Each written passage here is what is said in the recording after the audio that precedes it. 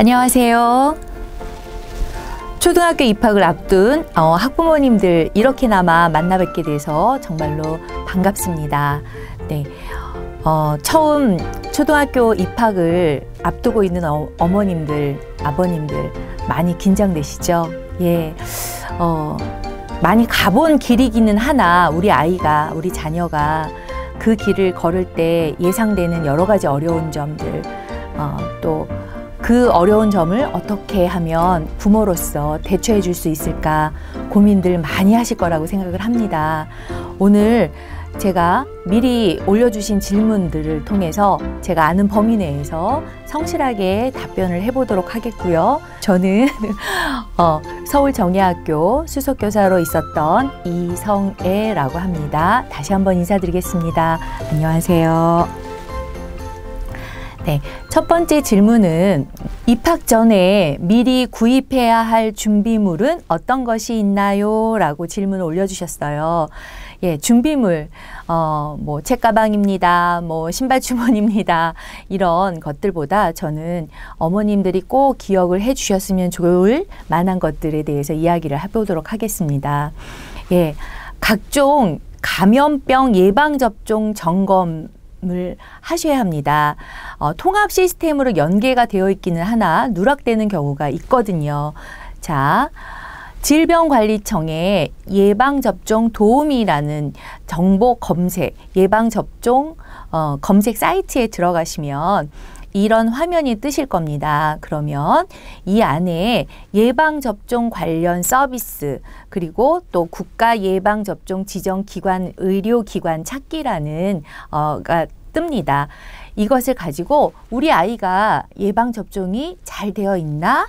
라는 것들을 살펴보실 필요가 있습니다. 그리고 만약에 혹여 빠뜨린 것들이 있다면 그것을 찾아서 등록을 하시거나 아니면 예방접종을 한 의료기관을 찾아가셔서 예방접종 누가 기록을 챙겨두시는 것이 좋습니다. 왜냐하면 뭐든지 다 그렇잖아요.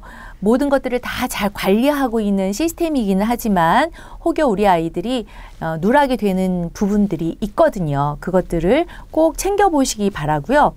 또 저희 아이들이 이 예방접종 확인 사업에 누락되는 경우가 실제로 생깁니다. 이유는 우리 아이들이 태어나서 어려움이 좀 있었고 뭐 아팠고 그러다 보니까 예방접종을 조금 늦게 하게 되고 그러다 보니까 시간이 지연이 돼서 누락이 되는 경우도 있고 실제로 제가 초등학교 1학년 담임을 했을 때요. 예방접종을 거의 못하고 들어오는 아이들도 있었어요. 그러니까 예방접종을 초등학교 입학하기 전에 모든 예방접종이 다 접종이 되면 좋겠고 누락이 됐을 때는 왜 누락이 됐는지 그 이유를 의사의 소견을 받아서 가져가시면 됩니다. 또 기본생활 습관. 네, 이거는 아무리 강조를 해도 예, 무리가 안 되죠. 예, 우리가 생각하는 여러 가지 기본생활 습관이 있죠. 그런데 이 기본생활 습관이 학교를 가는 거기 때문에 우리 아이는 장애 아이니까 이런 거 잘 못해. 우리 용변 잘 못해. 뭐 식사 혼자서 잘 못해. 단정한 옷차림 다 내가 해주고 있어. 뭐 이런 생각들을 많이 하시고 그리고 특수학교에 들어가면 이런 것들을 배우는 거니까 준비가 전혀 안 돼 있을 수도 있어요. 그런데 학교라는 곳은 가정보다 더 넓은 사회잖아요. 그럼 이 사회에서 필요로 하는 것이 무엇일까를 생각해 보시면 아마 어머님들은 지금 우리 아이한테 필요한 것이 무엇일까라는 것들이 금방 떠오르실 겁니다. 예를 들어서 배변 욕구에 대해서 표현하는 것들을 꼭 말로만 표현하는 것은 아닙니다. 예, 엄마 나 화장실 갈래 이렇게 표현하는 아이들이 특수학교로 들어가지는 않죠. 그런데 분명히 이 아이는 의사 표현을 합니다. 저희가 신생아를 데리고, 그러니까 처음에 신생아 아이가 태어났을 때 품에 안고 이 아이의 울음소리, 남들은 모르죠. 그쵸? 근데 이 울음소리만 듣고도 아, 얘가 배가 고파서 우는 거구나. 아니면 기저귀가 젖었구나라는 것들을 엄마들은 판단을 할 수 있잖아요. 왜? 그 울음소리가 미묘하게 다르잖아요. 그런 것처럼 이 아이는 분명히 자기의 의사를 표현을 합니다. 그런데 그 표현이 어떻게 표현하는 건지를 몰라요. 그것을 표현하게 해주고 그 표현하는 그 의사 표현을 잘 적어서 또는 말로 선생님한테 전달해 주는 것. 그것이 되게 중요합니다. 그래서 의사 표현이 되고 그 다음에 화장실을 갈 수 있도록 지도를 할 수가 있거든요. 그런데 의사 표현을 전달받지 못했을 경우에는 얘가 화장실을 가고 싶은 건지 아니면 기분이 나빠서 그러는 건지 파악하기가 어렵거든요. 그래서 용변과 관련된 기본 생활 습관, 맨 먼저 배변 욕구 표현하는 것, 어떻게 표현하는지 그것을 잘 기록을 하셨던 것, 텀이 있을 거예요. 몇 시 정도의 용변을 봤으면 그 다음에는 또 몇 시에 용변을 본다라는 텀이 있을 텐데 그런 것들이 좀 기록이 되었다면 정말 좋을 것 같고요. 기록된 것을 선생님한테 공유시켜 드리면 선생님도 지도하시는데 굉장한 도움을 받습니다. 그리고 난 다음에 이제는 스스로 화장실을 갈 수 있도록 지도 계획이 세워지거든요.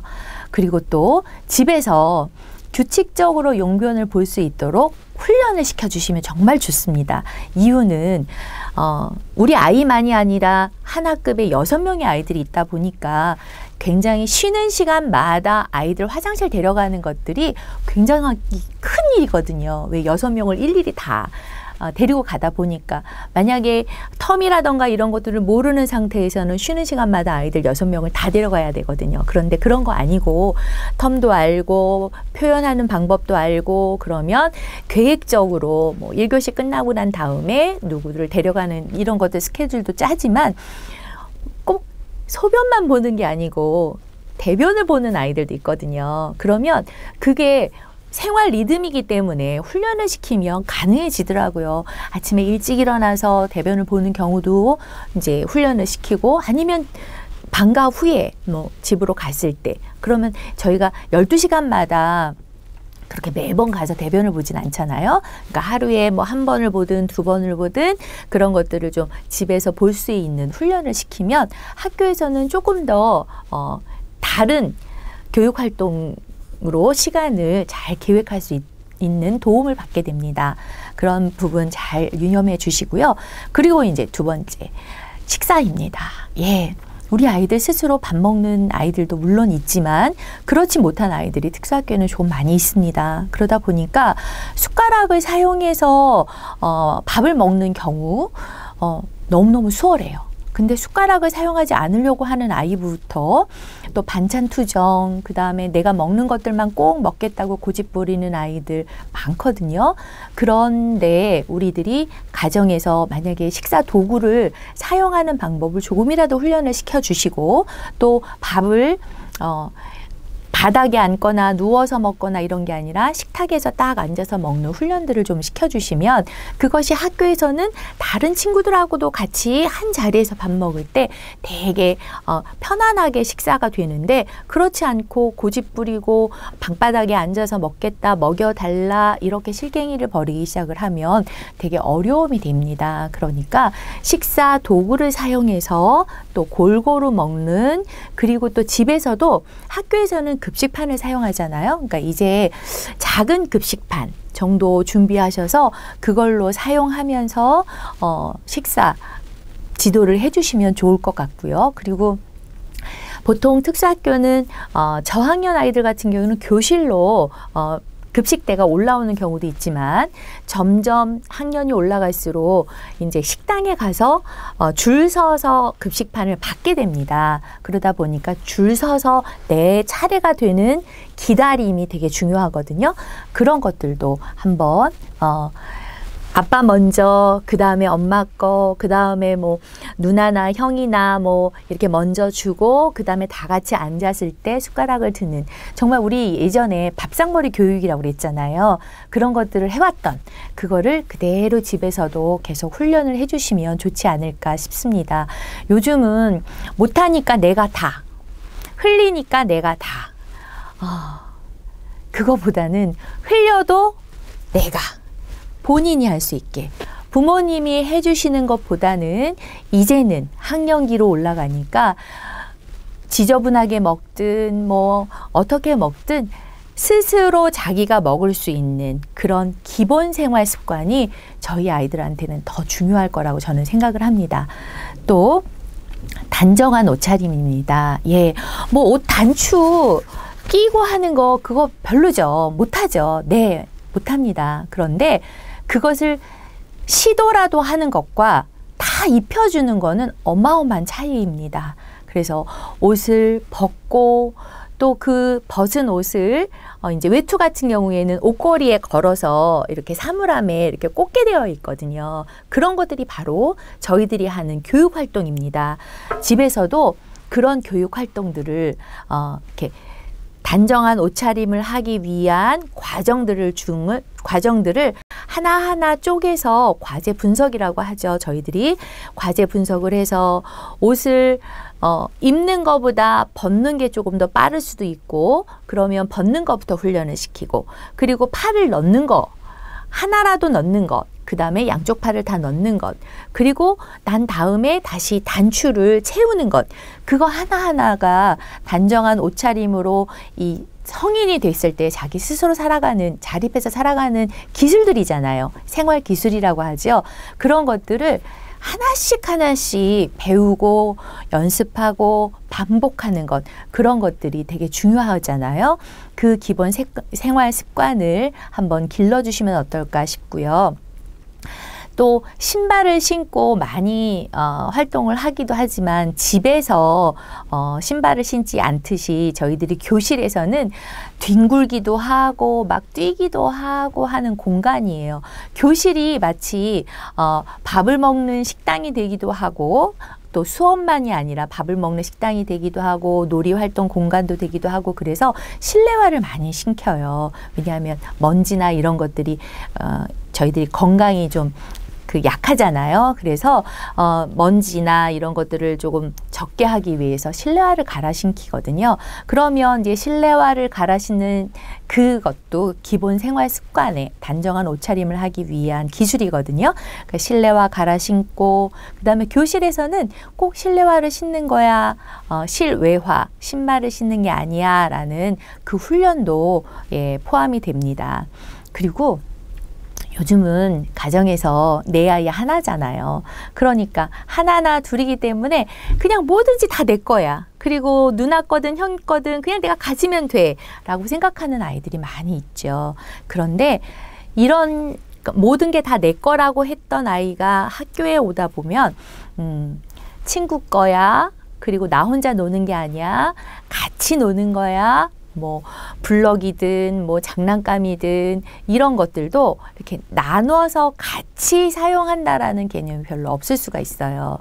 그런 우리 학교, 우리 반, 우리 선생님, 내 자리, 내 물건 뭐 이런 것들을 소유 개념으로만 생각하지 마시고, 남의 것, 내가 갖고 싶은 것이지만 그건 내게 아니야 라는 남의 것을 허락 없이 만지거나 가져가는 것, 이런 것들은 하면 안 된다라는 사회 기술도 가르칠 필요가 있습니다. 그리고 책상에 저희들이 학교에서는 앉잖아요. 물론 뭐 바닥에 앉아서 놀이 활동도 하기는 하지만 기본적으로는 책상과 의자에 앉아서 착석한 후에 수업을 하는 경우가 많이 있습니다. 그래서 집에서도 뭐 소파나 이런 데서 그냥 눕기만 하는 게 아니라 좀 이렇게 착석을 해서 앉아 있을 수 있는 훈련들이 조금씩 있으면 참 좋겠다는 생각을 하고요. 그리고 또 우리가 사회적 관계를 맺는 중에 제일 우선이 인사하는 거잖아요. 그렇죠? 다른 사람한테 나 자신을 소개하는 인사하기죠. 그래서 저희들이 학교에 오면 학교에 버스에서 아이들이 내리든 어머님 손을 잡고 오든 만나면 제일 먼저 인사를 나눕니다. 그럴 때 멀뚱멀뚱 아니면 그냥 다른 사람을 의식하지 않는 것보다는 인사를 하는 것, 이것이 가장 기본이거든요. 그래서 인사하는 것, 그리고 간단한 지시 따르기입니다. 이게 정말로 중요합니다. 다른 사람이 뭐라고 이야기를 할 때 그것을 알아듣던 알아듣지 못하던 지시를 따라야겠다라는 마음이 있고 없고가 굉장히 중요합니다. 이유는 다른 사람한테 별로 관여를 하고 싶지 않은 경우도 물론 있습니다. 그런데 그런 것들이 이제 지시를 따르는 것에 대해서 조금 더 순응을 할 수 있는 그런 지시 따르기를 하는 것이 굉장히 좋습니다. 다음은 우리 아이가 입학 전에 학교 생활 적응 부분에서 어떤 것들을 준비해야 할까요? 라는 질문이 있었습니다. 학교에서는 조금 전에 말씀드린 거하고 중복이 되기는 하지만 이렇게 정리를 해봤습니다. 규칙, 시간 내 활동, 학습 수행 기술, 그리고 친구 관계. 자, 규칙을 지킨다라는 건 굉장히 중요하죠. 그쵸? 내 맘대로 하는 것이 아니잖아요. 공동생활, 사회생활을 하는 데 있어서 정해진 규칙을 지키지 않으면 그것은 크게는 범법 행위가 될 수 있잖아요. 근데 그게 어릴 적부터 작은 규칙을 지키는 것과 그것을 무시하고 내 맘대로 활동하는 거하고는 어마어마한 차이가 나잖아요. 자, 제일 기본적으로 학교에서 지켜야 될 규칙, 그것들을 잘 학습할 수 있는, 그게 가정에서도 얼마든지 훈련이 될 수 있을 거라고 생각을 합니다. 기본적인 생각은 저는 그렇게 생각을 합니다. 이 아이가 성인이 되었을 때 필요한 기술들이 뭔가, 다른 사람들하고 같이 살아가기 위해서 인내해야 되는 것, 그 사람들과 내 생각만을 고집하지 않고 존중해 주는 것, 또 다른 사람들을 배려해 주는 것, 이런 것들이 기본적으로 아이들이 가져야 될 인성이고 성품이고 또 기술이고 그렇잖아요. 그런 것들을 규칙 하나를 지키고 안 지키는 거에서부터 출발을 한다고 저는 생각을 합니다. 작은 규칙을 무시했을 때, 내 맘대로 했을 때 그것이 괜찮았다면 더 다른 것들도 조금 더 대범하게 내 맘대로 하는 경우가 많이 있거든요. 그러니까 아주 작은 규칙 하나라도 그것을 지켜나가는 그 생활 기술이 꼭 필요합니다.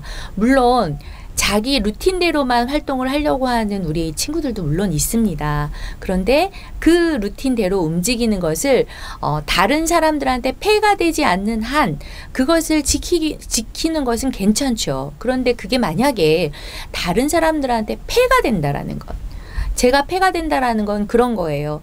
지하철 안에서 손을 가지고 상동 행동을 했을 때 이 아이는 나름대로 조절을 하느라 상동 행동을 하는 겁니다. 그런데 우리는 왜 그걸 말리죠? 표시나니까. 그거 아니잖아요. 그쵸? 이 아이가 자기 나름대로 자기의 감각적인 문제라던가 뭐 심리적인 문제라던가 그런 것들 때문에 상동 행동을 하는 경우는 남한테 피해를 주는 것이 아니니까 그대로 놔둘 수 있잖아요. 그런데 그 외에 다른 뭐 밀친다던가 뭐 엘리베이터를 타야 되는데 나만 먼저 타겠다고 한다던가 그런 것들은 다른 사람들하고 살아가면서 분명히 지켜야 될 예의범절이잖아요. 그런 것들이 규칙이라는 카테고리 안에 굉장히 많은 것들이 있을 겁니다. 그런데 그걸 한번 무너뜨리면 내 맘대로 해야 된다라는 생각들이 많아서 더 큰 것들도 그냥 내 맘대로 하거든요. 그것이 아주 작은 것 하나를 지켜가는 규칙적인 규칙을 지켜나가는 것, 이것에 꼭 유념하셔서 지도해 주시면 좋겠고요. 그리고 저희가 시간 내에 활동하는 것을 되게 중요하게 생각을 합니다. 이유는 학교, 특수학교든 일반 학교든 학교 내에서는 시간 내에 모든 아이들이 함께 활동을 하게 됩니다.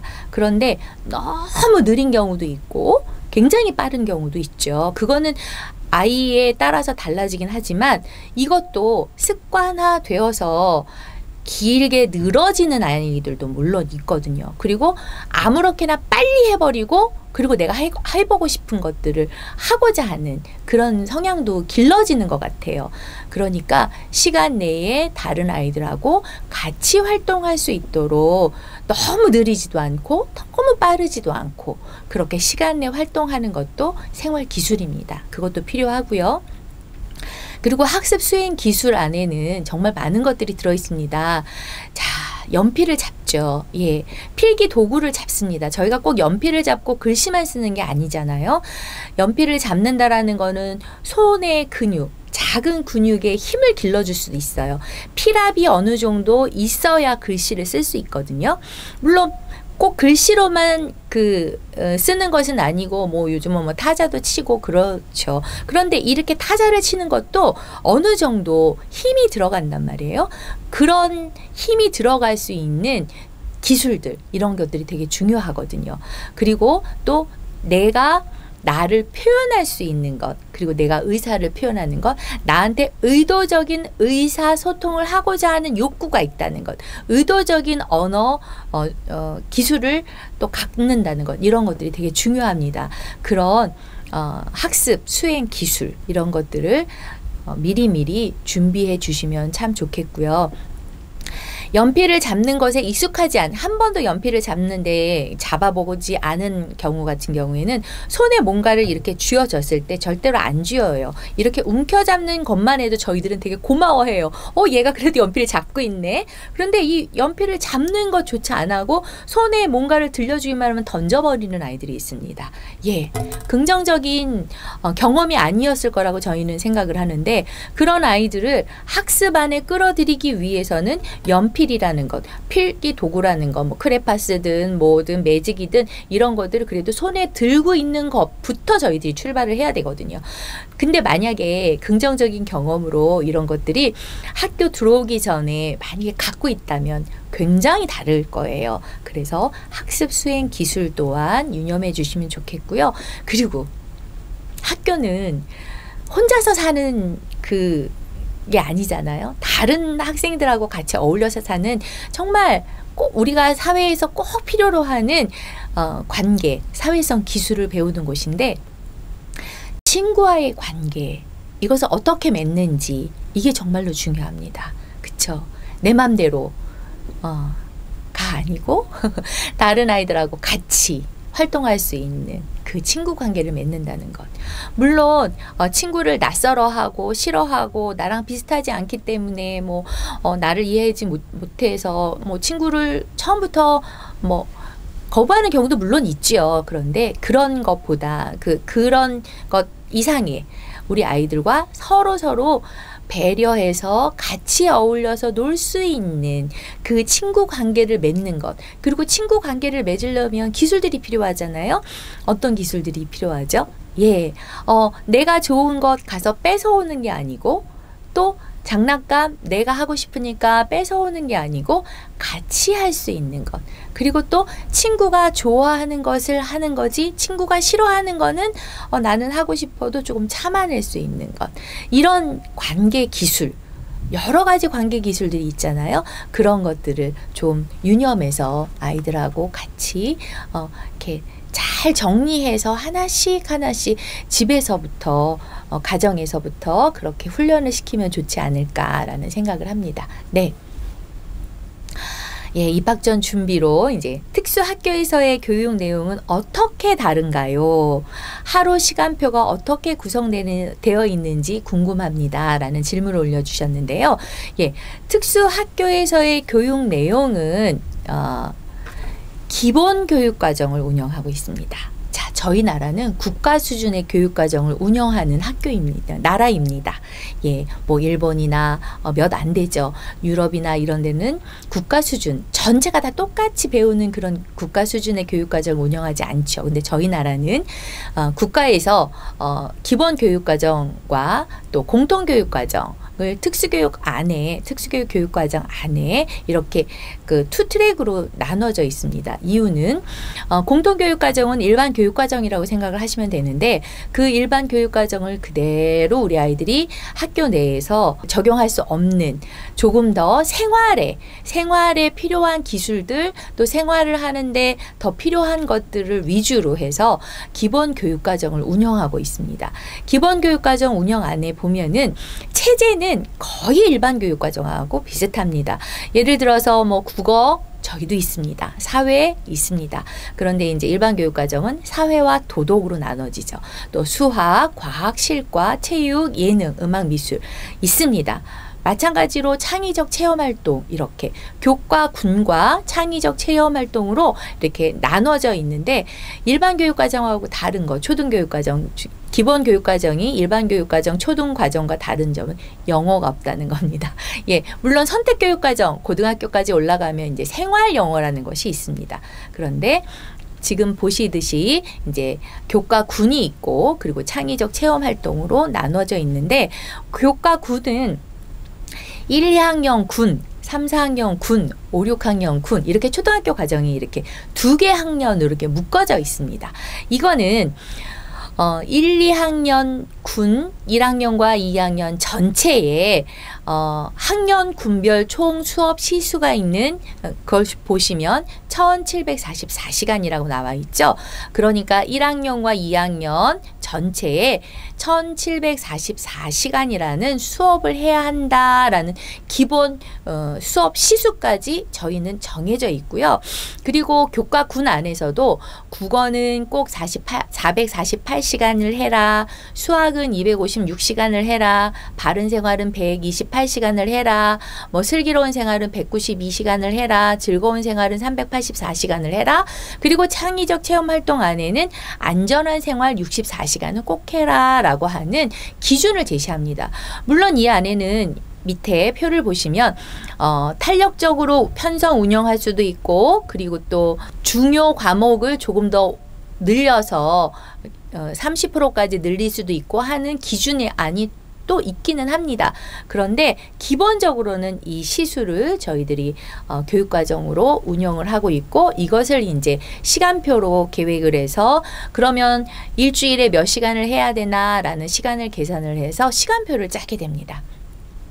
그런데 지금 국어, 수학은 있는데 아마 학교를 가시면 이제 바른 생활과 슬기로운 생활과 즐거운 생활이 도대체 어떻게 이루어질까라고 궁금해 하실 텐데요.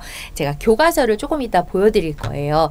그러면 교과서는 바른 생활이라는 교과서가 없고요. 슬기로운 생활, 즐거운 생활이라는 교과서가 없고요. 이제는 1, 2학년 군에 있는 교과서는 국어, 수학, 그리고 통합 교과 이렇게 나눠져서 봄, 여름, 가을, 겨울 계절별로 이렇게 나누어서 교과서를 개발을 했거든요. 그렇게 운영이 되고 있습니다. 1시간 수업을 40분을 원칙으로 하기 때문에 이 40분 수업이라는 것이 1시간이라는 소리잖아요. 그래서 이 40분 동안 아이들이 책상에 앉아 있거나 뭐 그런 것들이 되게 어렵습니다. 그래서 처음에 학교를 입학해서 적응 활동을 할 때까지 적응할 수 있을 때까지 입학 전 적응 활동이라는 기간을 두기도 합니다. 그것을 뭐 예전에는 우리들은 1학년이라는 아예 책도 나와 있었는데 지금은 우리들은 1학년이라는 책은 없고 이제 유동적으로 저희들이 입학 전 적응 활동 그 다음에 학교 내에 왔을 때 적응할 수 있는 입학 후 적응 활동 시간도 어느 정도 학교 교육과정을 짤 때 계획을 하고 있거든요. 근데 이거는 학교마다 조금씩 차이가 있기 때문에 공통적으로 딱 그렇다라고는 말씀을 드릴 수가 없지만 대부분은 그렇다라는 걸 말씀을 드리고요. 그리고 창의적 체험 활동에서 너무너무 중요하게 생각을 합니다. 교과만이 중요한 게 아니라 창의적 체험활동 안에 자율활동, 동아리활동, 봉사활동, 진료활동 이런 것들을 합니다. 그리고 1학년, 2학년은 이제 안전한 생활을 64시간을 해야 된다고 말씀을 드렸잖아요.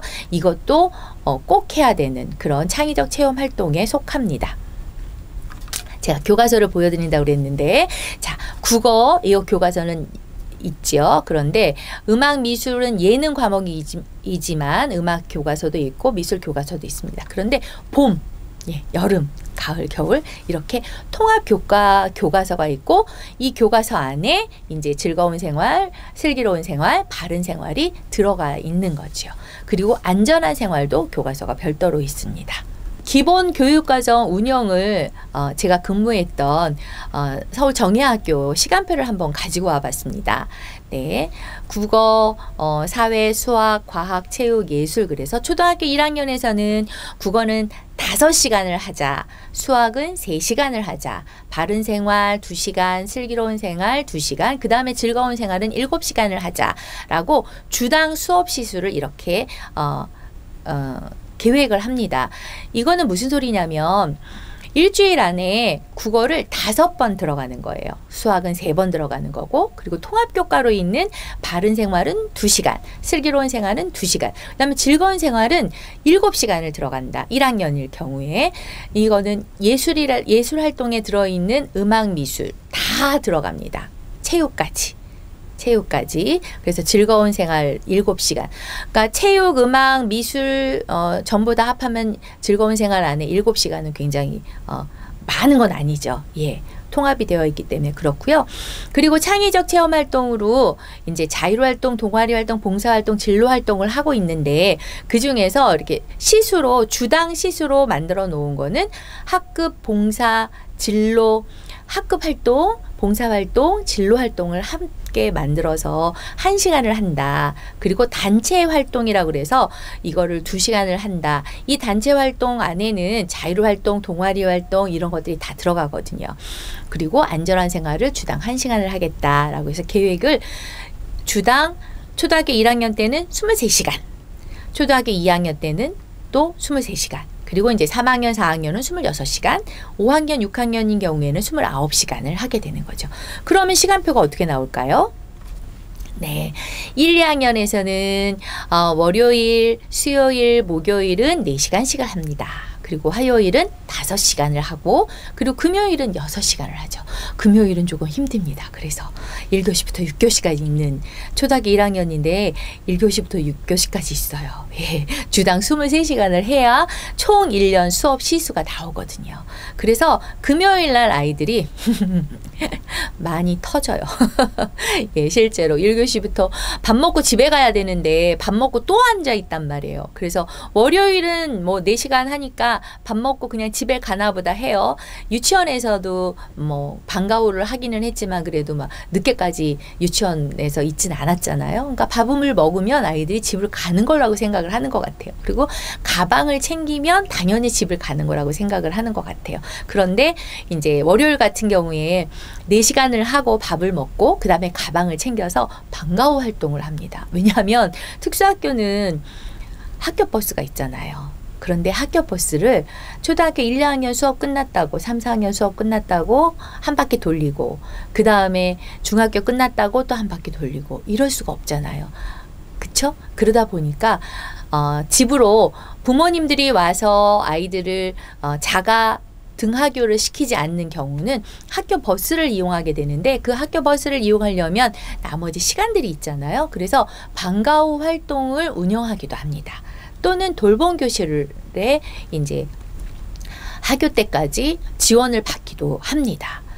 그런데 교실에서 밥까지 먹고 그 다음에 이제 방과후 활동을 가기 위해서 가방을 메고 나서면 이제 집으로 가는 줄 알고 굉장히 화를 많이 내거든요, 아이들이. 그러면 그런 아이들을 데리고 이제 뭐 미술 활동도 하고 음악 활동도 하고 뭐 체육 활동도 하고 하는데 그때 맨 처음에 적응하기가 굉장히 어렵더라고요. 예, 그런 어려움 좀 있다는 거 말씀드리고요. 금요일 같은 경우에는 이제 1교시부터 6교시까지 교실에서 수업을 하다가 가기 때문에 이제 금요일 날 주말이 다음 날이 주말이기 때문에 금요일 날 이렇게 잡아서 현장 체험 학습 활동을 하거나 아니면 단체 활동. 그래서 아까 단체 활동, 창의적 체험 활동 안에 단체 활동이 있다고 말씀을 드렸잖아요. 그 금요일 날 단체 활동을 주로 많이 계획을 합니다. 초등학교에서는. 그러면 1, 2교시는 이제 교과 수업을 하고 3, 4교시는 작은 단위의 단체 활동도 하고 또는 뭐 1, 2학년 묶어서 3, 4학년 묶어서 5, 6학년 묶어서 이렇게 작은 활동도 하지만 전체가 모여서 하는 큰 집단 활동도 하거든요. 그래서 금요일 날 주로 이렇게 6교시까지 시간표를 만들어서 운영을 하기도 합니다.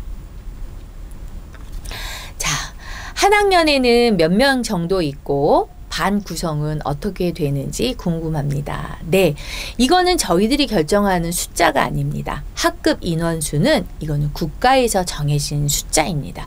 지금 한창 학급당 인원수를 줄여야 한다라고 이제 법 개정을 해야 한다라고 운동을 벌이고 있고 실제로 진행 중에 있습니다.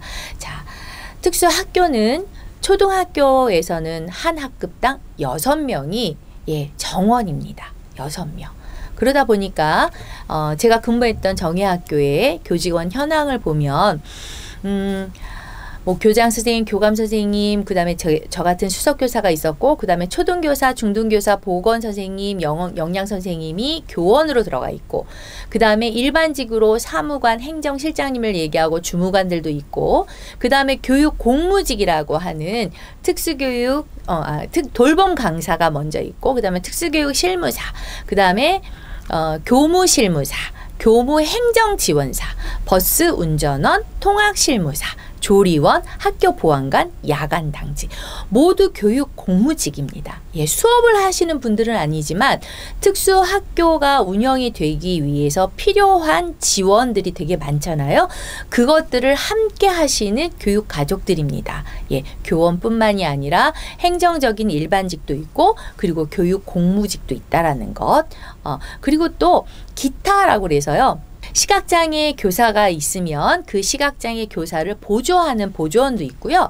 그리고 또 학교를 예전에는 학생들이 다 청소했잖아요. 그런데 요즘은 교내 청소 담당하는 그런 인력들도 지원을 받아서 운영을 하기도 하거든요. 그리고 또 보일러, 그 에어컨, 뭐 보일러 이런 것들을 지원을 해주는 그런 기사님도 계시고, 그 다음에 급식을 보조해주는 보조원도 있고요. 그리고 이제 어머님들이 많이 아시는 사회복무요원이 있죠. 사회복무요원이 많이 있는 경우도 있고요. 이게 중간에 소집 해제가 돼서 이제 제대를 한다라고 얘기하죠, 저희들이. 제대를 하는 인원들도 있고 그래서 이거는 수시로 숫자가 바뀝니다. 어쨌거나 이렇게 교직원 현황을 보시면 아시겠듯이 정말 여러 종류의 인력들이 있습니다. 그리고 이 인력들이 이제 학생 및 학급 현황을 보시면 눈에 보이실 텐데 이 인원들이 여기에 전부 다 들어갈 수 없는 경우도 있죠. 그렇죠. 뭐 일반직도 빠질 것이고 뭐 그런데 교육 공무직도 빠질 것이고 그런데 지원해주는 인력들에 대해서 아마 어머님들이 되게 고민하시고 관심이 많으실 거예요. 우리 반에 우리 아이를 지원해줄 수 있는 지원 인력이 몇 명이나 되나요? 우리 애가 도전 행동이 심하진 않은데 뭐 그래도 지원을 받을 수 있나요? 뭐 또 어떤 질문에는 그런 게 있었어요. 이제 통합학급으로 갈 때 뭐 특수학교에서는 상관이 없지만 통합학급으로 갈 때 보조 인력이 따라갈 수 있나요? 이렇게 이야기를 하시는데 제가 학교 구성원을 말씀을 드리고 지금 학생 및 학급 현황을 보여드리는 이유는 학교 구성원들은 정해져 있죠. 물론 사법 같은 경우에는 그 숫자가 이렇게 픽스되어 있는 것은 아니지만 여러 종류의 사람들 중에서 우리 학급에서 지원받을 수 있는 인력이 있을 수도 있고 그러니까 없을 수도 있다라는 걸 먼저 이야기를 드리고 싶어서 학교 구성원을 말씀을 드린 거고요. 지금 저희는 유치원은 없습니다. 초등학교, 중학교, 고등학교 전공과가 있는데 학급 수가 있고 그 다음에 학생 수가 있습니다. 자, 한 학급의 정원은 6명입니다. 6, 6, 6, 12, 6, 6. 네. 꽉 차 있지요. 네. 여기에 한 명이 더 들어온다? 그러면 과원이 됩니다. 그쵸? 예. 특수학급에서 행동, 뭐 도전 행동도 심하고, 그 다음에 특수교육을 더 받아야겠다라고 생각을 해서 특수학교를 지원을 하나, 그 특수교육운영위원회에서 심사를 하고 해서 배치를 합니다. 그런데 이 인원수가 차 있는 경우 더 들어오는 건 과원이 되는 거죠. 예. 근데 강남 서초에서는 과원이 되는 경우도 물론 있습니다. 그러나 내 아이가 들어갔을 때와 내 아이가 있는데 또 다른 아이가 들어오는 것은 정말 입장 차이가 많이 나는 것 같습니다. 어머님들 입장에서 처음 출발을 어디서 출발을 해야 될 것이냐. 뭐 초등학교는 일반 학교 특수학급을 다니다가 중학교에 갔을 땐 이제 특수학교로 들어가는 것이 더 좋겠다. 이런 말들을 되게 많이 하십니다. 그런데 저는 그 기본선이 출발은 분명히 그 통합교육을 먼저 경험하고 그 다음에 중학교에 와서 특수학교로 포기하듯이 온다. 이런 기준으로는 절대로 찬성할 수는 없습니다. 지금 제가 보여드리는 숫자는 이게 적정 인원수라는 거. 이것만 먼저 말씀을 드리고 그 다음에 통합교육에 대해서는 나중에 다시 말씀을 드리고자 합니다. 6명, 6명, 6명, 12명. 자, 4학년은 12명이에요. 두 학급이거든요. 예. 학급이 많아지면 좋습니다. 네. 초등학교도 두 학급씩 정도 있으면 처음 입학해서 맺어진 친구 관계 6명이 중학교 올라갈 때까지 두 학급이 되는 중학교에 올라갈 때까지 계속 같은 반을 하는 경우가 있어요. 지금 저희 학교처럼 이렇게 4학년이 두 반이고 나머지는 한 학급을 보더라도 그러면 다양한 친구 관계의 경험이 별로 없죠. 그래서 제 생각에는 제가 초등교사였기 때문에 제 생각에는 최소한 두 학급씩 이루어진 초등학교라면 분반을 해서 1학년 때는 이 친구도 만나보고 2학년 때는 저 친구도 만나보고 이렇게 반도 바꿔보고 선생님만 바뀌는 게 아니라 아이들, 친구들도 좀 바뀌고 이런 초등학교면 얼마나 더 좋을까. 물론 특수학교 이제 더 많이 짓는다라고 공포 났죠. 예, 뭐 4년, 5년 정도 기다리면 또 한 학교가 생기고 또 한 학교가 생겨서 되게 많은 학교들이 생길 거라고 제가 기사를 보기는 했으나 지금 당장 저희들한테 시급한 거는 저는 그렇게 생각해요.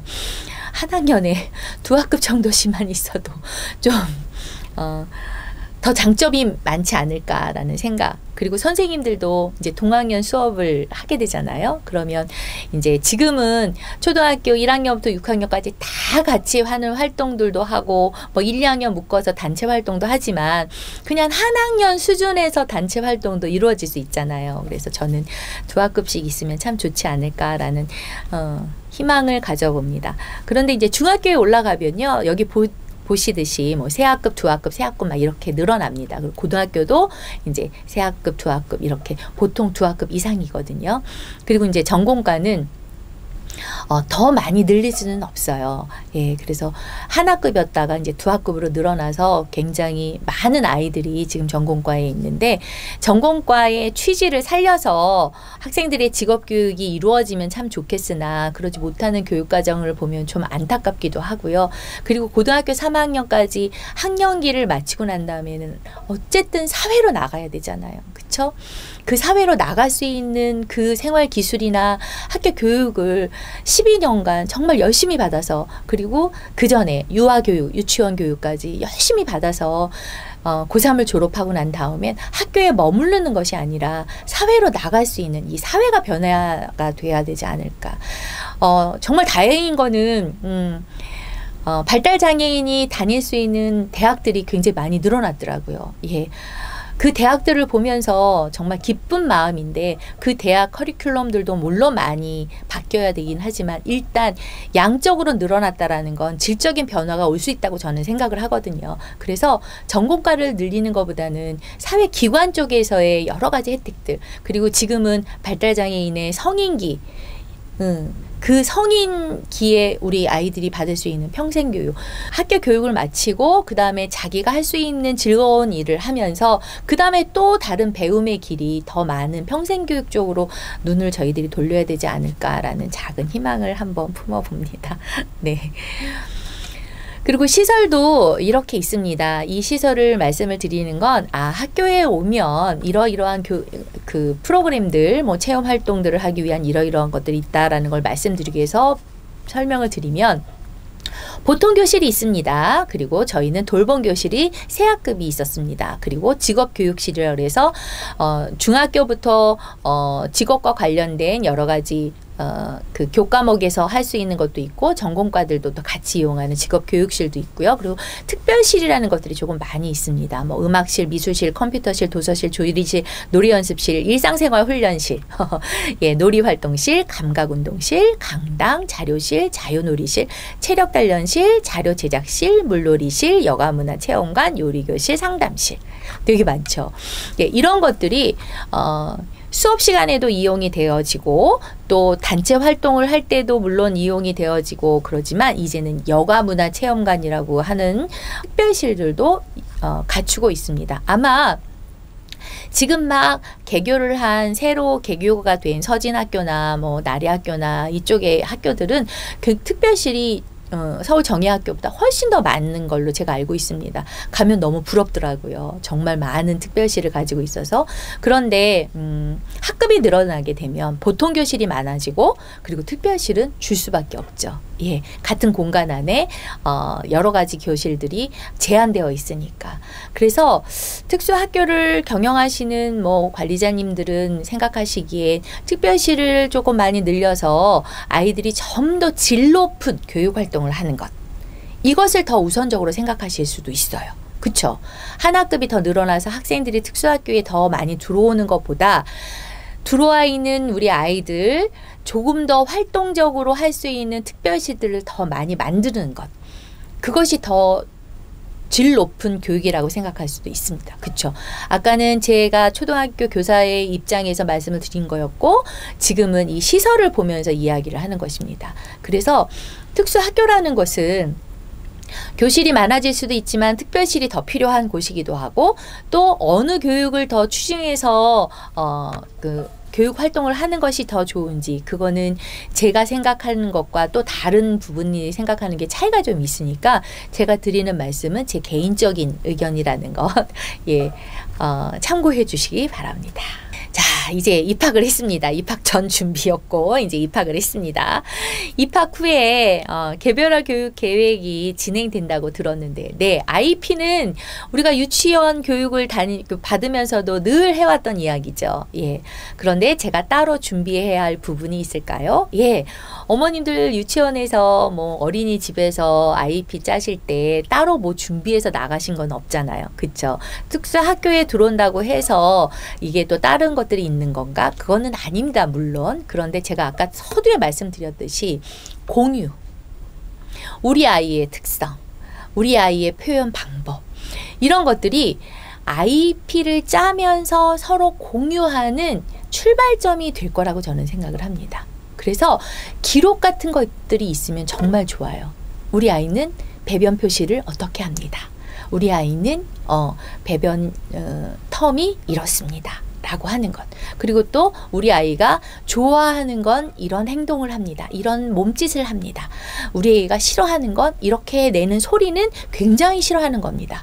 또는 우리 아이가 지금 힘들어하는 겁니다. 어떤 소리를 낸다던가 아니면 어떤 표정을 짓는다던가 아니면 어떤 무엇인가를 이렇게 뭐 공격적인 행동을 하려고 한다던가 막 이런 것들이 그 아이마다 나타내는 의사 표현이기 때문에 이런 것들을 공유해서 그것을 교육적으로 계획하는 것이 저는 IP라고 생각을 합니다. 리즈 클라이머라는 만화가 작가가 있습니다. 그 만화 작가의 이제 그림을 보면 만화를 보면요. 고슴도치가 나무들보하고 팬더곰이 풍선 모자를 쓰고 있는 걸 보고 나도 풍선 갖고 싶어 라고 합니다. 예, 고슴도치가 풍선을 가지려면 풍선 모자를 쓰려면 어떻게 될까요? 예, 일반 교사들은요 정말 놀랍습니다. 씌워준다. 터졌지? 거봐. 너는 풍선을 가질 수 없어. 네, 제가 바라보는 시각은 그랬습니다. 그런데 정말 아이들을 위해서 어떻게든 이 아이한테 맞는 특수교육을 하고자 하는 개별화 교육을 하고자 하는 교사들은요. 정말 다양한 의견들을 내놓습니다. 리즈 클라이머는 끈을 매달아서 풍선을 달아줘요. 즉 무슨 소리죠? 욕구, 아이의 욕구를 받아들여주는 거예요. 하임 기너트가 이야기하는 그 감정 코칭의 대가이고 부모와 아이 사이, 뭐 부모와 10대 사이 여러 책을 기술한 이 사람이 하는 말이 아이의 행동보다 감정을 이해해라 라고 말을 하고 있거든요. 네, 특수교육에서는 아이를 이해하려고 노력을 많이 합니다. 그리고 그 아이가 지금 원하는 게 뭐지? 라고 욕구를 이해하려고 합니다.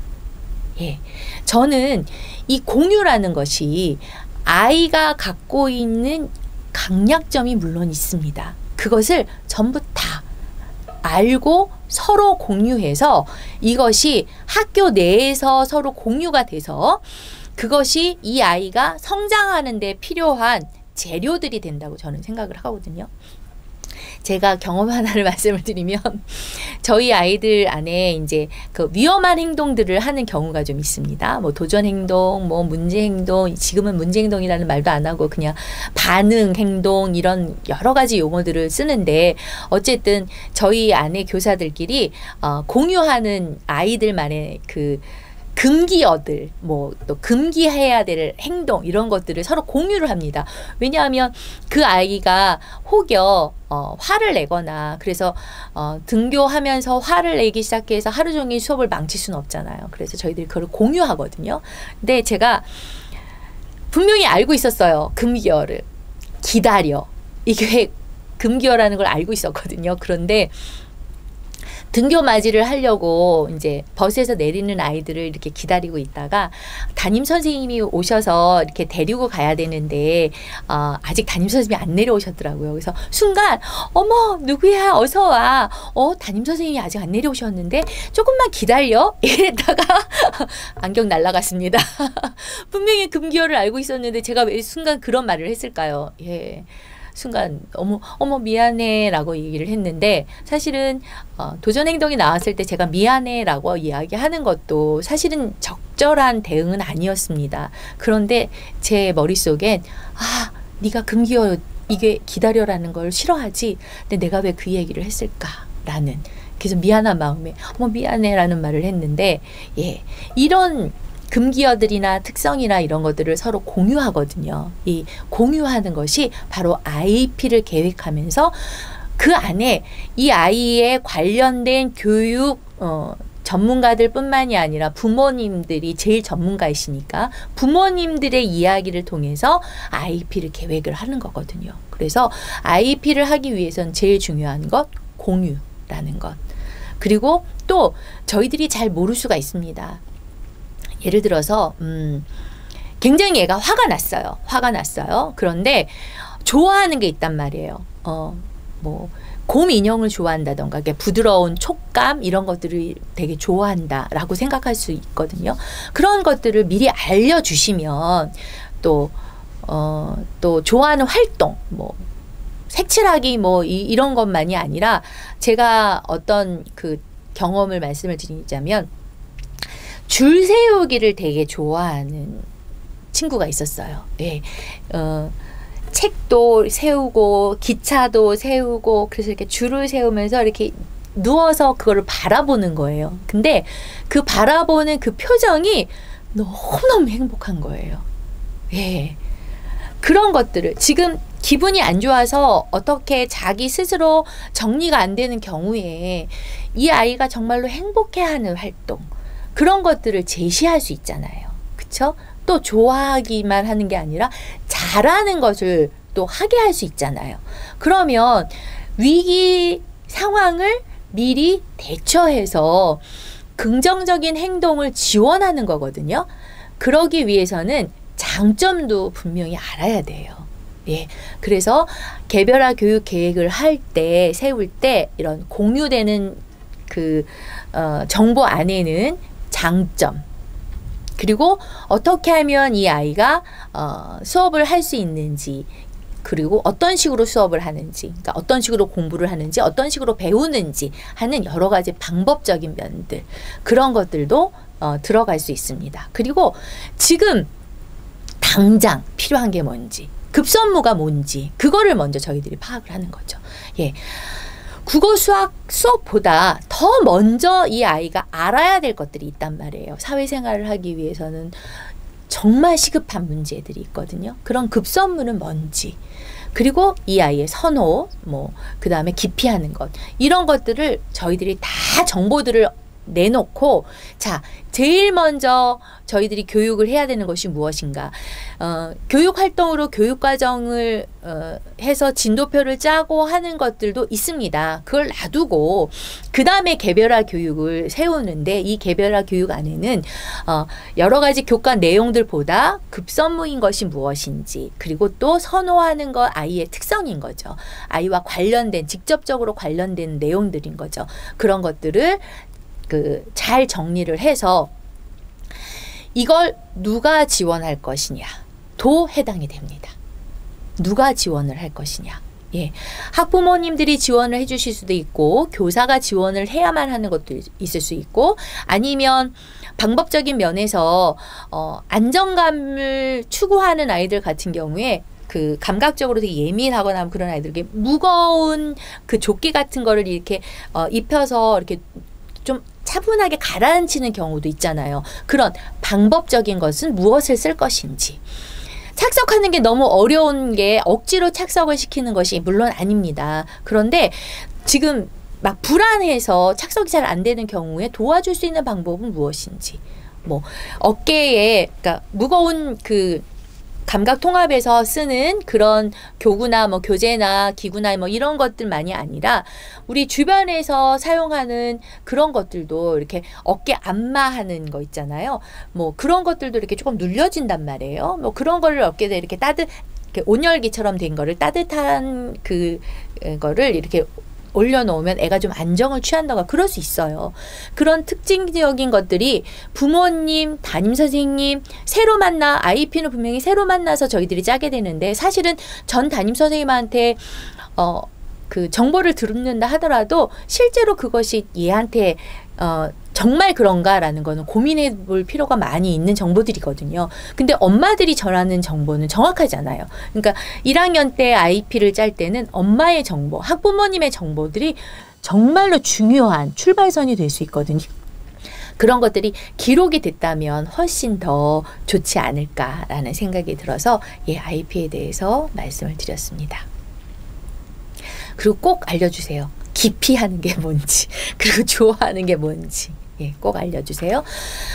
그래서 IEP 개별화 교육 계획 수립을 위한 기초조사서 안에 이런 인적사항도 있고, 학생의 현행 수준, 보호자가 구체적으로 기록해 주세요 라고 해서 생활과 관련된 자조기술, 사회성, 선호도, 특별한 습관이나 버릇, 이런 것들을 이렇게 적어주게 됩니다. 그리고 학습에 대해서는 어떤 정도의 관심이 있는지, 수준이 어떤 건지, 그리고 부모님들은 어떤 걸 원하시는지에 대한 것들을 아주 자세하게 적어주시면 자세할수록 좋습니다. 그러면 그 안에서 제일 먼저 우리가 교육계획으로 삼아야 될 것은 무엇인지 협의해서 그것을 정해서 하는 거죠.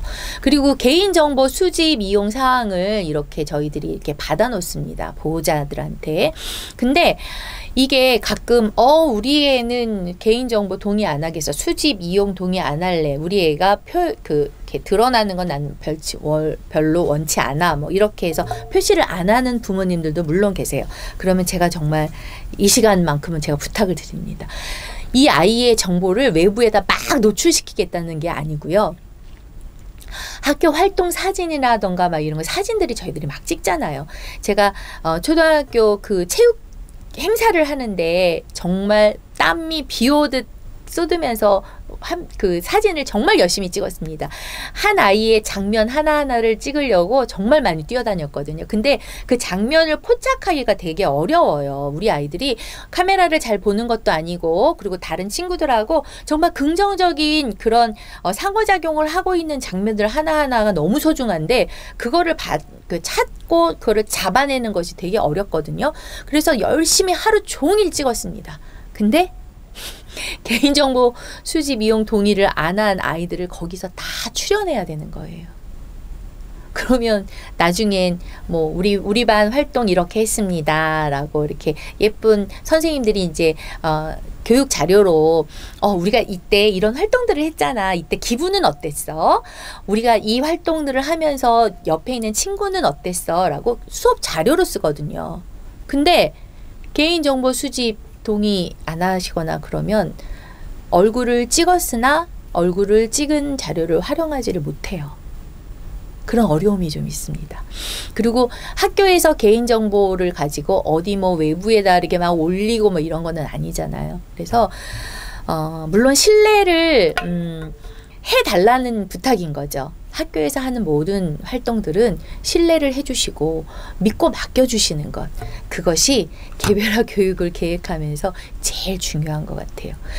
우리 아이의 말하기 싫은 부분 빼고 좋은 것만 얘기하시고 또 바라는 것만 이야기를 해주시고 그래서 실제적으로 급선무가 돼야 되는 교육활동이 나오지 않고 먼 이야기 뭐 학습적인 이야기 뭐 이런 것들만 나오는 것은 바른 개별화 교육 계획을 세울 수가 없잖아요. 예, 그래서 지금 솔직하게 우리 아이에 대해서 이야기하시고 그것을 바탕으로 실제적인 교육 활동이 이루어질 수 있는 그런 개별화 교육 계획을 수립하는 것이 더 급선무입니다. 그러니까 준비해야 될 것이 있다면 공유하고자 하는 마음, 그리고 믿고 맡기겠다는 마음, 그리고 아이에 대해서 좀 더 상세한 관찰을 통해서 표현하는 것, 그 다음에 장단점, 선호, 깊이 이런 자료들, 이런 것들을 준비해 주시면 정말 좋을 것 같습니다. 특수학교를 가게 되면 비장애 학생들과의 통합 경험이 부족하다 하니 사회성 향상에 어려움이 있을 거라고 이야기를 많이 하던데 어떻게 보완할 수 있을까요? 네. 사회성 향상 어렵죠. 예. 통합 경험 중요하죠. 일반 학교에서 통합 경험을 한다라는 거. 정말 특수교육의 꽃이 통합교육이다라고 강하게 주장하시는 분들도 계십니다. 저도 그거는 어느 정도는 동의를 합니다. 그러나 제가 생각할 때의 사회성. 이게 꼭 물리적인 통합으로 이루어진다라고 자신할 수는 저는 없습니다. 제가 특수학급에서도 15년 근무를 해봤는데 나름대로 아이들의 통합을 위해서 정말 방송에서 할 수 없는 용어지만 별의별 짓을 다 해봤습니다. 제가 아람단도 10년을 했고요. 합창단도 한 15년 정도는 했던 것 같아요. 이유는 우리 반 아이들을 껴서 통합 활동을 수업 장면이 아닌 다른 특별 활동으로 하기 위해서였습니다. 네, 아침 일찍 와서 합창 지도를 하고 또 주말에 아이들을 데리고 캠프 활동을 하면서 제가 가르친 아이들이 그 안에 섞여 있을 수 있도록 제가 주도적인 역할을 해야만 그 기회가 오기 때문이었습니다. 또 생활지도 부장을 하면서 아이들한테 장애 이해 교육도 나서서 되게 많이 했습니다. 그런데 그럼에도 불구하고 의도적인 교육 계획에 의해서 통합교육을 하는 그 지점에서도 결코 사회성이 길러지지 않는 그런 부분들도 솔직히 있었거든요. 물론 노력하는 만큼 사회성은 길러집니다. 그러나 그 노력을 하기 위한 에너지에 비해서 정말 이게 사회적인 통합인가? 라는 벽을 느낄 때가 있었거든요. 그리고 또 하나 제가 특수학교에 근무를 하면서 경력이 좀 쌓이면서 드는 생각은 그거였어요. 내가 보는 일반화라는 것이 정말 이 아이한테도 일반화라는 것일까? 내가 생각하는 통합 교육 장면에서 얘네들이 얻어지는 것들이 있을까? 라는 의문이 좀 생기더라고요.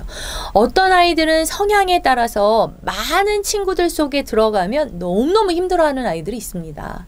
근데 그 아이가 사회성이 없는 건 사실은 아니에요. 왜냐하면 친한 친구 2명이 있는 사람은 절대로 우울해지지 않는데요.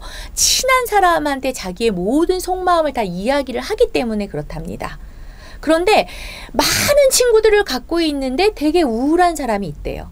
예, 그냥 겉으로만 활달하고 겉으로만 친구 관계를 맺고 그냥 시간을 보내는 거예요. 그런데 속에 있는 정말 내면 깊숙이 있는 것들을 끌어내서 공감받고 배려받지 못한 경험이 없는 그런 외향적인 성격을 갖고 있는 사람들 같은 경우에 혼자 남았을 때의 그 외로움이 더 심각하다고 합니다.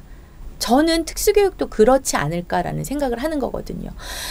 의도적으로 우리 아이들을 매칭을 시키려고 많이 하죠. 일반 아이들하고 통합한다라는 의미로 또래를 만들어줘서 그 또래와 항상 같이 친구 관계가 된다라고 하죠. 자, 증인이라는 영화 보셨나요? 네. 부모님이, 어머님이 친구 하나를 붙여줬죠. 예, 의도적으로 붙어줬죠. 그 아이한테 의도적으로, 그 용돈도 좀 주고 그랬죠. 결국 그 증인에 나온 주인공이 그 친구한테 어떤 대접을 받았죠? 네.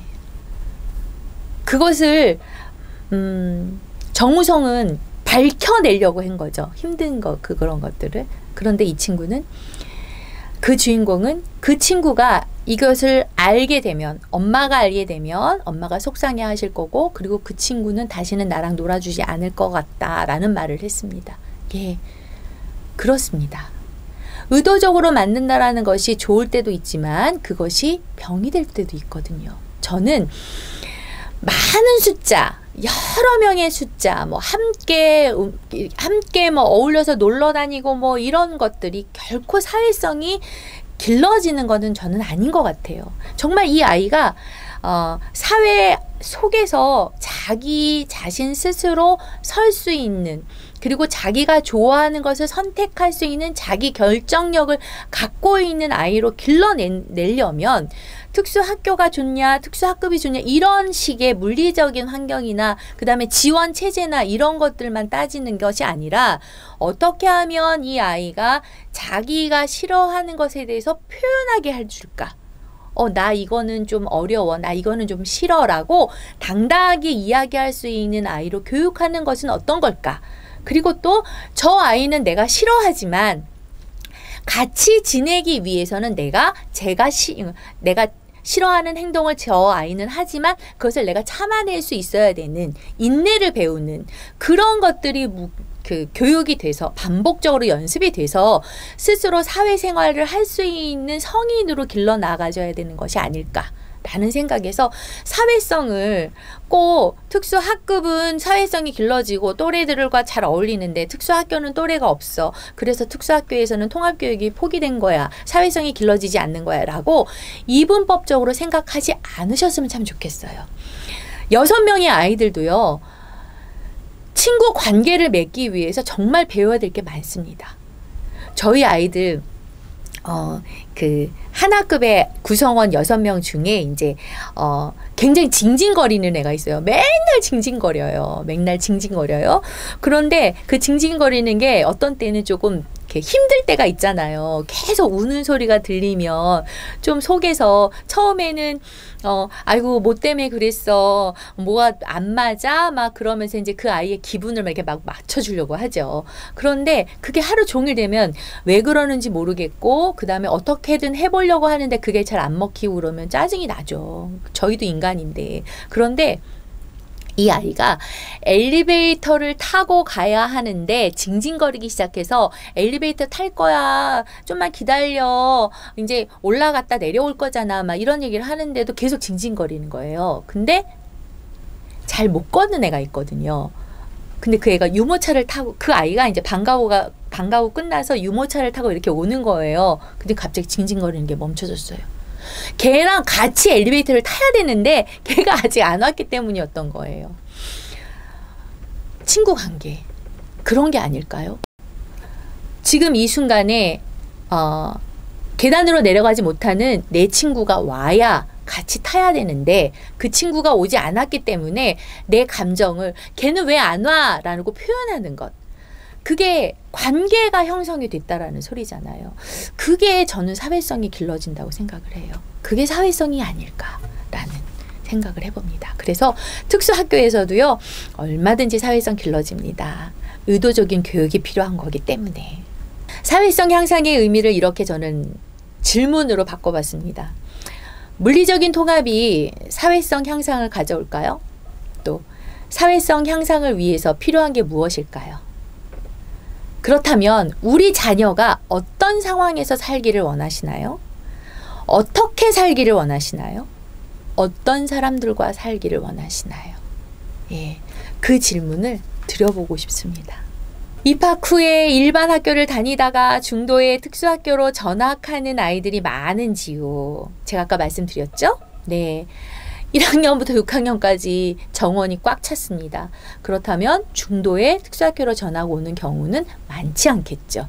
어쩌다 결혼이 생기는 경우도 있습니다. 그럴 때 빈 결혼이 있는 그때 이제 특수교육운영위원회에서 그 선정 배치를 하게 되거든요. 그렇게 해서 들어오는 경우도 물론 있습니다. 그런데 제가 보니까 1학년 때부터 같이 친구들이 자라왔던 거 하고요. 새로 중간에 들어와서 그 아이가 특수학교의 기본적인 생활 습관부터 다시 맞추는 과정은 반드시 필요하더라고요. 그게 몇 개월이 되기도 하고요. 뭐 한 학기가 되기도 하고요. 예, 그렇습니다. 또 만족도는 높나요? 예. 특수학급에 있다가 특수학교로 전학을 오는 경우 대부분은 도전 행동이 심해져서 또는 공격적인 행동들이 묵인될 수 없는 상황이어서 라는 경우도 많이 있습니다.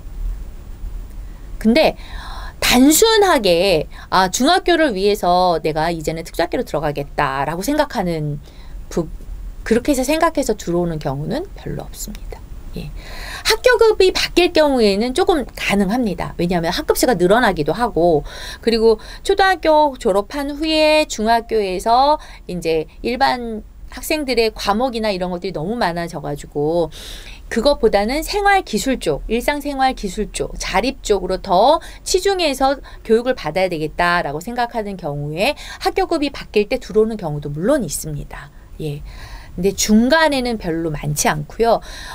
전학을 왔을 때 다시 학급 구성원이 되는 그 기간이 긴 아이들도 있고 그것을 맞춰야만 되는 경우에 나머지 친구들도 되게 적응하는 기간이 필요하다는 것 말씀드리고요.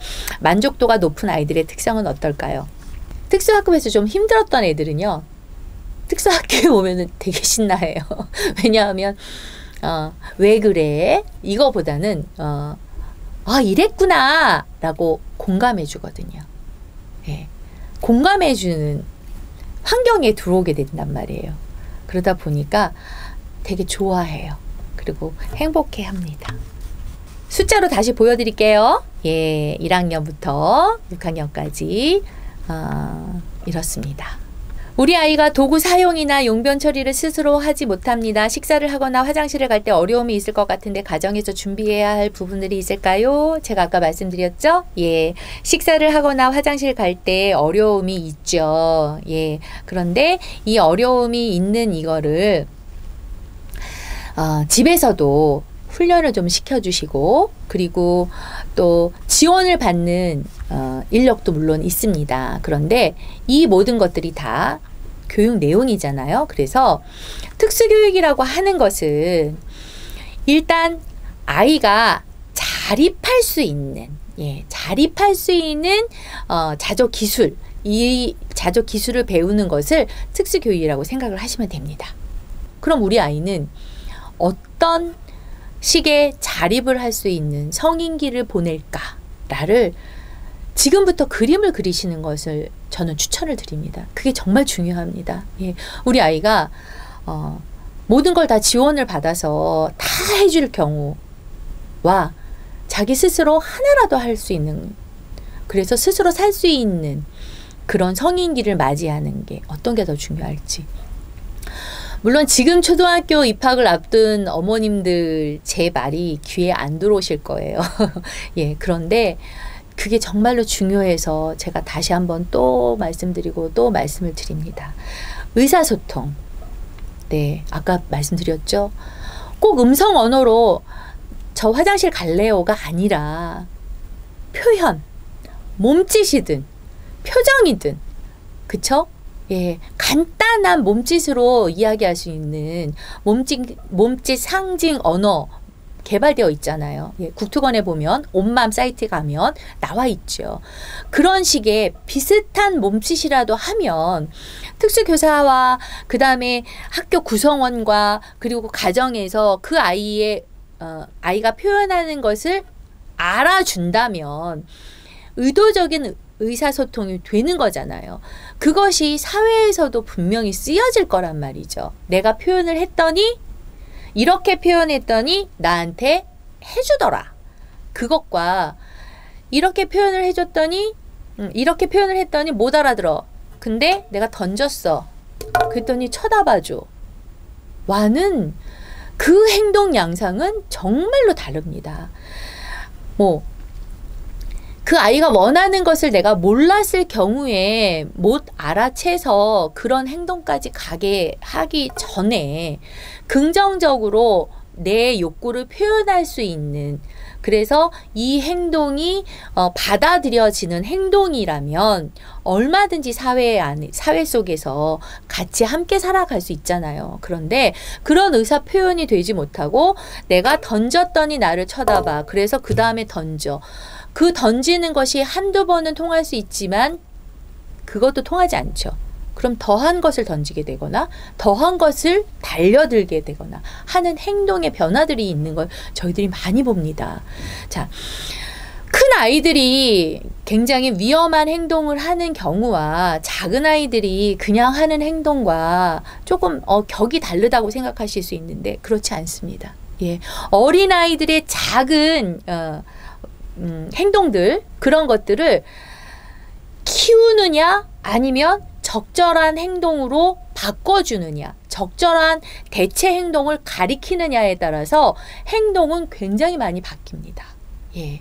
그리고 그 행동에 대해서 서로 공유하는 것이 정말로 중요하거든요. 이 아이가 표현하는 의사소통 방법, 이런 것들을 공유해서 그럴 땐 이렇게 하니까 참 좋더라 라는 것들이 서로 공유하는 것이 좋아지고, 그리고 그 공유되는 것들이 사회성에 길러진다라는 거죠. 예. 그래서 특수교육은 저는 정말 여러 가지 드릴 것들이 많이 있지만 자립할 수 있는 성인이 되는 것과, 그리고 의사소통에 대한 긍정적인 형태의 의사소통이 이루어지는 것과, 그리고 다른 사람과 같이 지낼 수 있는 사회성이 길러지는 것이 바로 특수교육의 매력이지 않을까라는 생각을 해봅니다. 각 반에 학교에서 지원하는 인력이 별도로 구성되어 있나요? 예, 아까 제가 말씀드렸죠. 인원 있습니다. 특수교육 실무사도 있고, 그 다음에 사회복무 요원도 있고, 그 외에 저희들이 밥을 해주거나 이런 것들은 그 학교 버스로 이제 학교를 데려다주는 이런 분들 다 지원이지만 이분들 다 빼고 교실에 들어올 수 있는 인원을 어머님들은 알고 싶으실 거예요.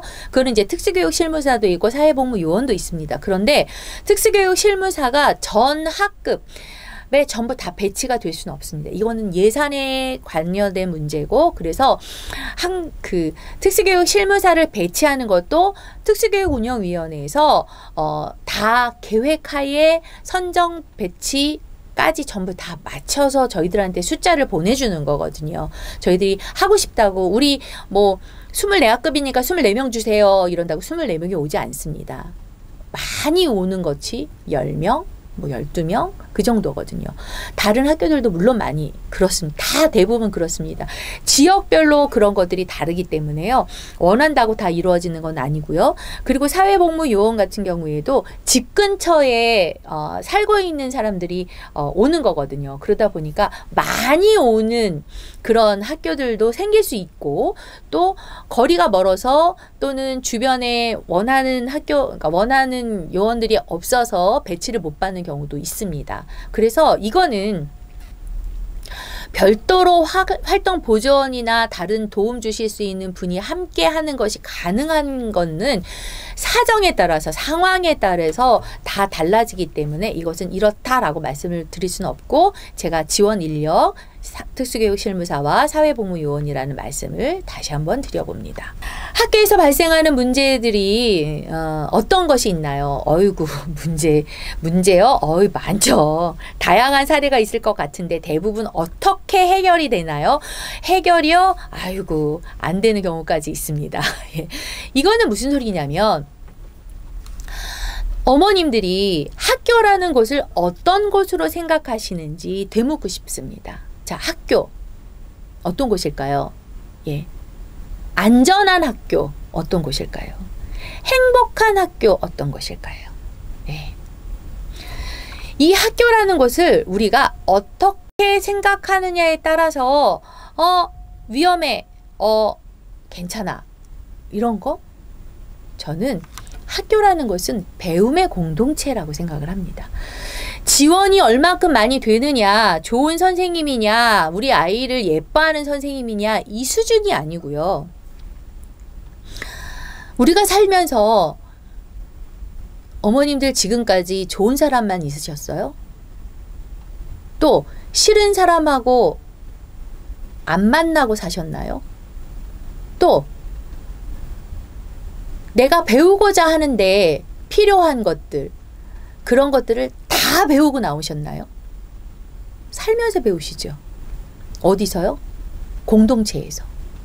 결혼을 하면 부부간에 배워야 될 것이 있고, 아기를 낳으면 아기한테서 배울 것이 있고, 시어머님, 시아버님, 친정부모님 다 배우는 배움의 대상자들이잖아요. 그쵸?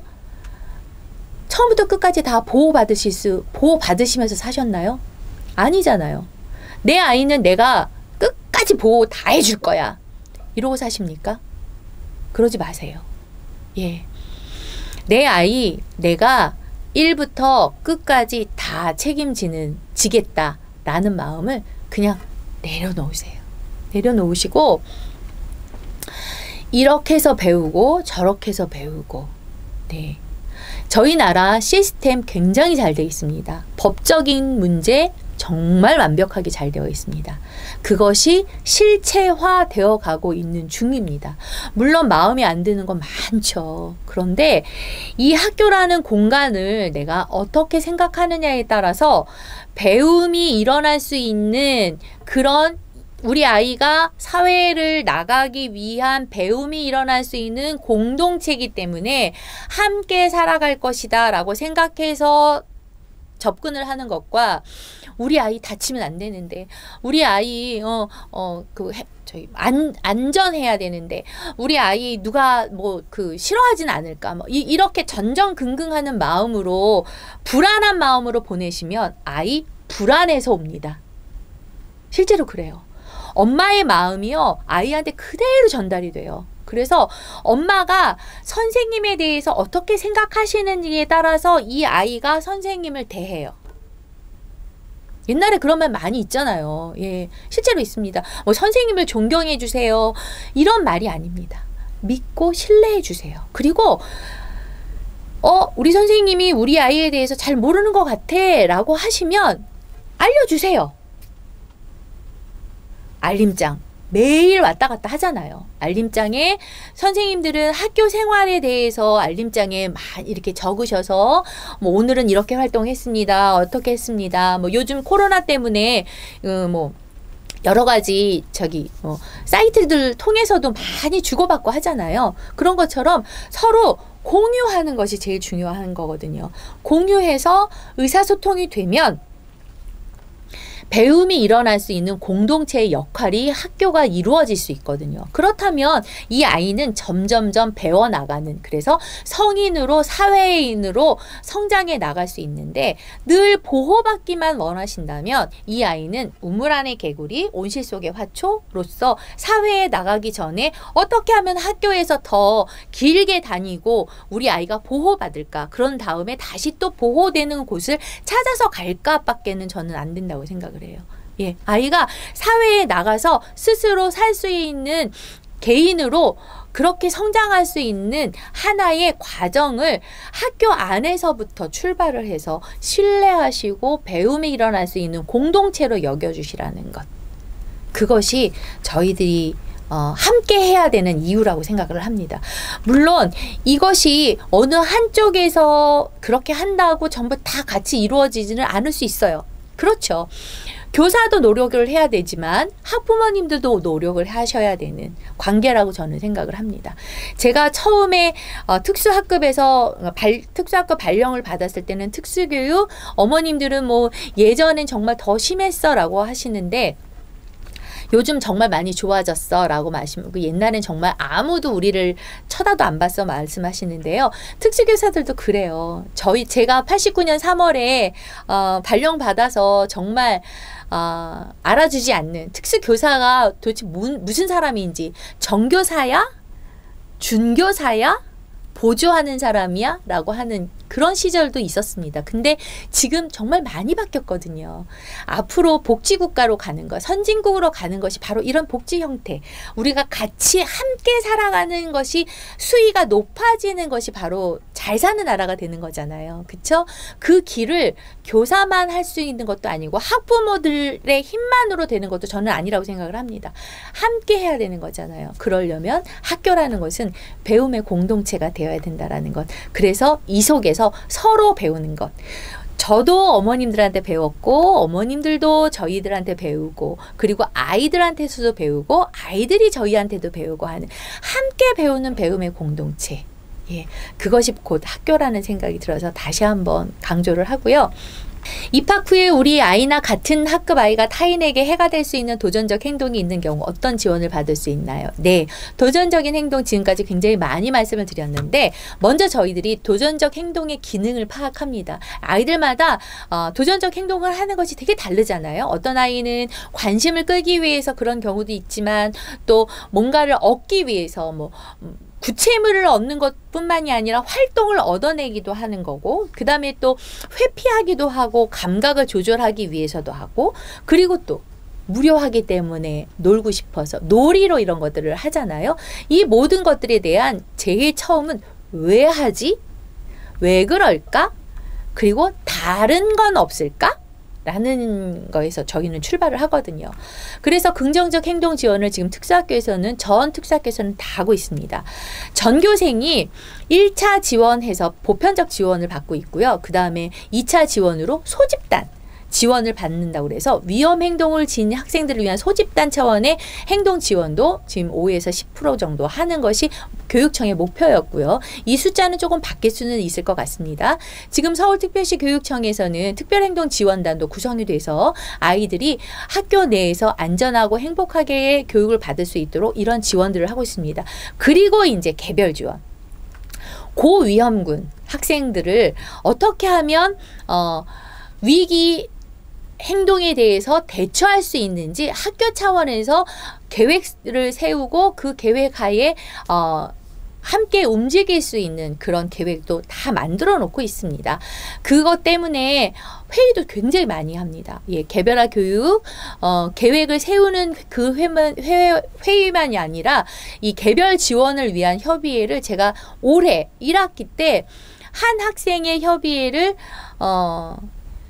처음에는 일주일에 한 번씩 했고요. 그 다음에는 2주에 한 번, 2주마다 한 번 하고, 그 다음에 한 달에 한 번 해가지고요. 한 학기 내내 회의를 굉장히 많이 했거든요. 이렇게 학교에서는 긍정적 행동 지원을 하기 위한 여러 가지 시스템을 만들고 그 시스템이 잘 돌아갈 수 있도록 계속 협의회를 하면서 수정 보완해 나가고 있습니다.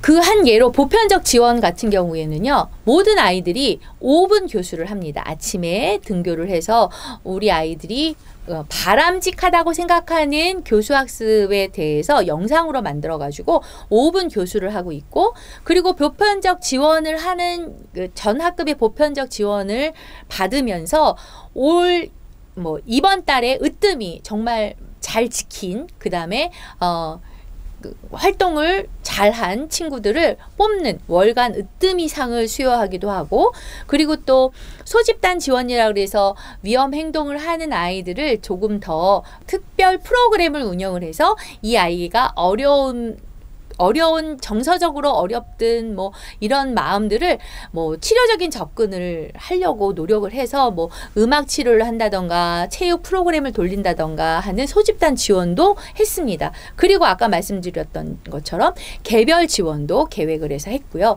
이 모든 건 다 학교와 가정이 연계해서 지원을 하는 거를 원칙으로 하고 있고 행동중재특별지원단도 서울특별시 교육청에는 구성이 되어 있다는 것 말씀드립니다.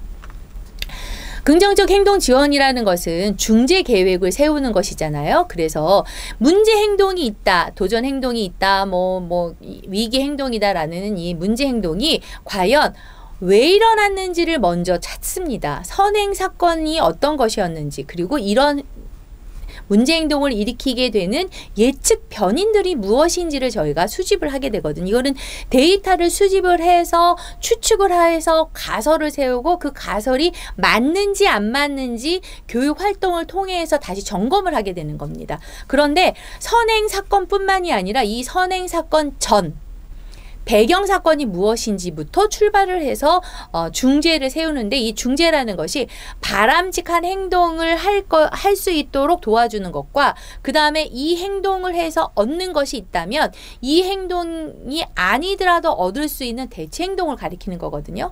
이것들이 후속 결과가 내가 문제 행동을 일으키지 않아도 나랑 내가 바람직한 행동을 했을 때나 대처 행동을 했을 때도 똑같이 내가 원하는 걸 얻게 되네, 내가 바라는 것들이 갖게 되네 라는 경험을 쌓아지는 거죠. 이런 중재 계획을 세워서 긍정적 행동 지원을 하고 있습니다.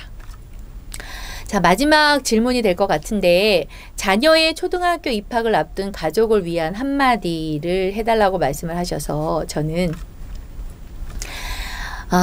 행복한 삶을 사는 우리 아이들이 됐으면 정말 좋겠거든요. 그래서 행복하기 위해서 필요한 게 무엇일까를 생각해 주셨으면 좋겠어요. 예. 행복하기 위해서 필요한 게 뭐지? 또 함께 살아가기 위해서 필요한 게 뭐지? 그리고 저희가 안 하면 안 되는 것들 있잖아요. 꼭 해야 되는 것들 있잖아요. 그쵸?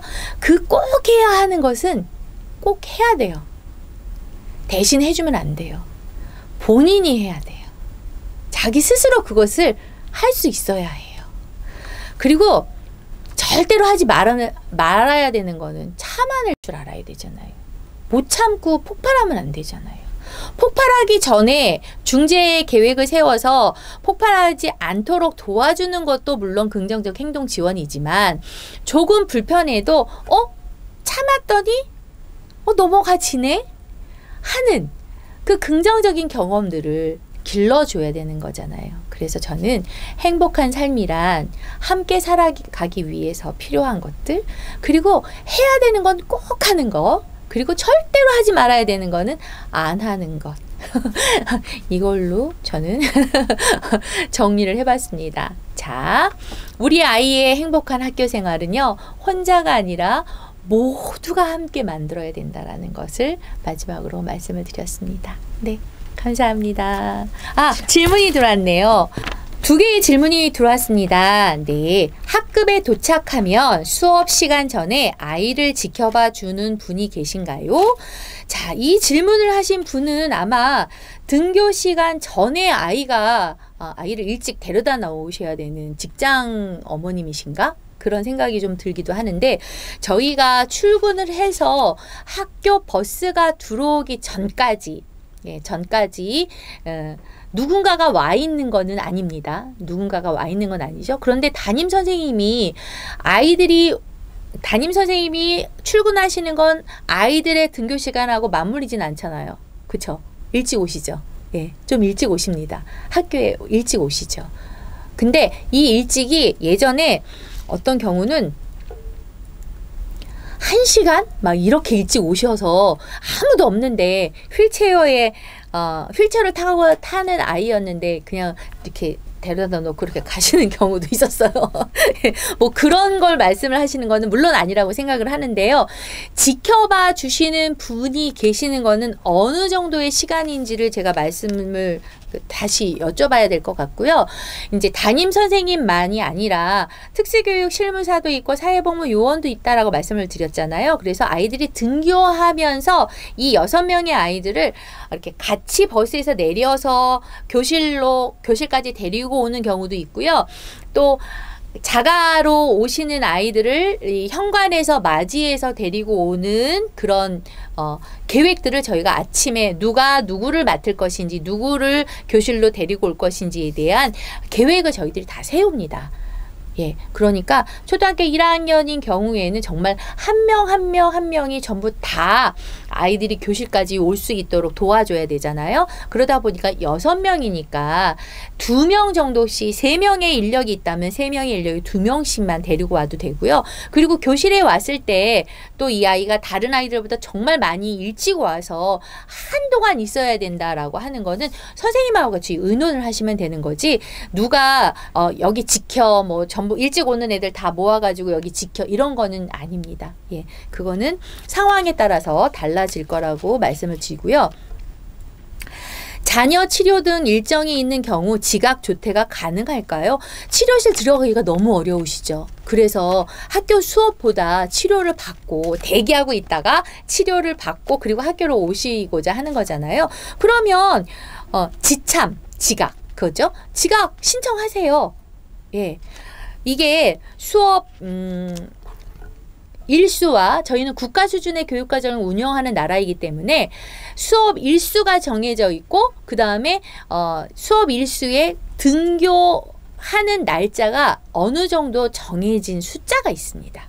예, 그 범위 내에선 얼마든지 저희가 뭐 치료실을 가셔야 되면 치료실을 다녀오시고 하는 시술을 짜면 되거든요. 예, 방법들은 있으니까 지각 조퇴 담임 선생님하고 의논하셔서 하시면 충분히 가능하실 텐데, 그런 경우 있어요. 나는 학교보다 치료실이 더 중요해 라고 해서 치료 위주의 학교 생활을 나는 할 거야 라고 생각하시는 분이 혹시 계실지 모르는데, 예, 잘 생각하셔서 학교 교육에서는 사회생활을 할 수 있는 거고요. 치료실이라고 하는 것이 언어치료든 언어치료든 뭐 인지치료든 이런 것들이라면 조금 더 생각해 보시고요. 의학적인 진료를 본다던가 의학적인 치료를 받는다던가 하는 거는 우리 지체장애들 쪽에서는 많이 있잖아요. 그럴 경우에는 그 의사들 스케줄이나 뭐 이런 것들 때문에 뭐 우리가 마음대로 조정할 수가 없잖아요. 그럴 경우에 선생님하고 의논하셔서 잘 협의해서 하시면 될 것 같습니다. 질문 2개, 예, 제가 아는 범위 내에서 답변을 드렸는데요. 오늘 제가 드린 말씀도 제 개인적인 의견이라는 것 꼭 말씀을 드리고 싶고요. 다른 분들도 저처럼 생각하지는 않으실 것 같고요. 그런데 혹여 더 질문이 있거나 궁금하거나 뭐 그런 것들이 혹여 있으시면은요, 예, 우리 한우리 정보문화센터에 연락하셔서 저의 연락처 받으셔서 개인적으로 연락을 주시면 제가 아는 범위 내에서 성실하게 답변을 해보도록 노력하겠습니다. 네, 오늘 만나 뵙게 되어서 정말 반가웠고요. 감사합니다.